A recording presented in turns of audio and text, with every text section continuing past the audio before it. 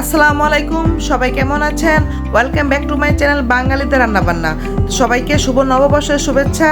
তো পহেলা বর্ষের উপলক্ষে আমি আজকে যা যা রান্না করব, এখানে ইলিশ মাছ ভাজা করব, কয়েক রকমের ভর্তা বানাবো, আপনাদের সাথে শেয়ার করব। তো দেখেন আমি ইলিশ মাছটা এখন ভেজে নিচ্ছি।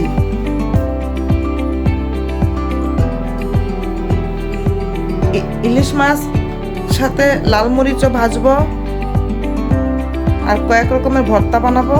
মাছটা বড় তো ইয়াতে জায়গা হচ্ছে না।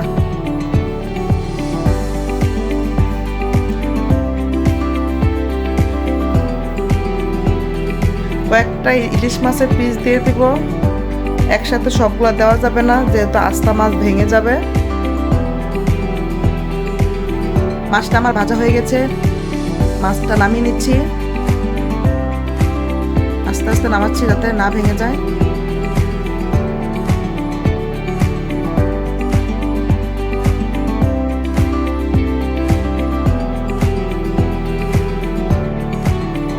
এখন কয়েক রকমের ভর্তা বানাবো এখন।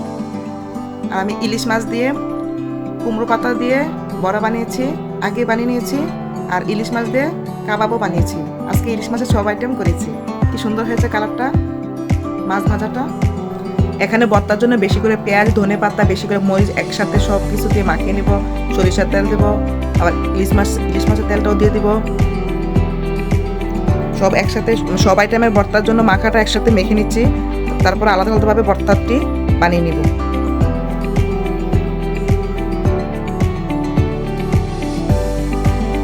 এখানে প্রথমে ডাল ভর্তাটা বানিয়ে নিচ্ছি।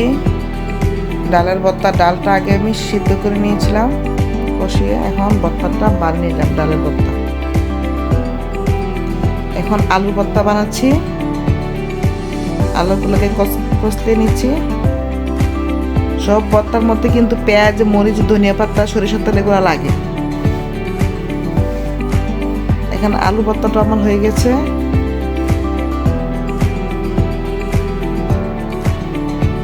এখন টমেটো ভর্তার নিচে টমেটোটা আমি টেলে নিয়েছি, ভেজে নরম করে নিয়েছি। এখন পেঁয়াজ, ধনিয়া পাতা, মরিচ দিয়ে টমেটো ভর্তাটাও বানিয়ে নিলাম।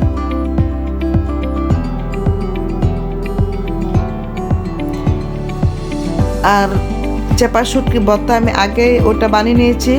ওই চেপা শুটকি ভর্তা আবার পাটার মধ্যে বানালে মজা হয়, তাই আমি পাটার মধ্যে, শিল পাটার মধ্যে বানিয়ে নিয়েছি।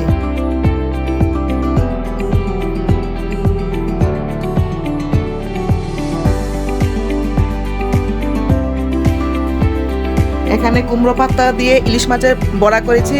এখানে ইলিশ মাছ দিয়ে কাবাব বানিয়েছি। এখানে ইলিশ মাছের ভাজা করেছি, সাথে শুকনো মরিচ ভাজা রেখেছি। আর এখানে 4 রকমের ভর্তা আর পান্তা ভাত, পেঁয়াজ, মরিচ। এই ছিল আজকের আয়োজন।